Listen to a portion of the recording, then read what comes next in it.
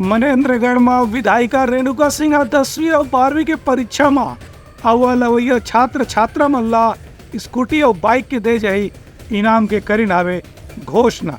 पूर्व केंद्रीय राज्य मंत्री और वर्तमान विधायक रेणुका सिंह मनेन्द्रगढ़ चिरमिरी भरतपुर जिला व बोर्ड परीक्षा में शामिल विद्यार्थी मल्ला शुभकामना देवत कही है कि जिला में जौन भी विद्यार्थी 10वीं और 12वीं के परीक्षा में पहला स्थान प्राप्त करी ओला स्कूटी या मोटरसाइकिल उपहार में दे जाही।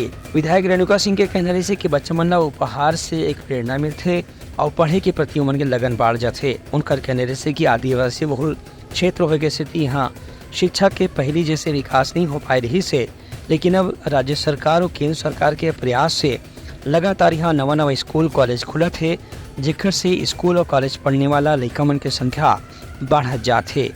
बाइट रेणुका सिंह उनका कहने से कि वो खुद 10वीं 12वीं के परीक्षा में शामिल बच्चा मन ला आगू बढ़त देखना चाहते हैं। यही बाइक मन ला प्रोत्साहित करे के उद्देश्य से प्रथम आने वाला विद्यार्थी मन ला बाइक या स्कूटी दे के घोषणा करी है। Bureau report Uttarakhand news.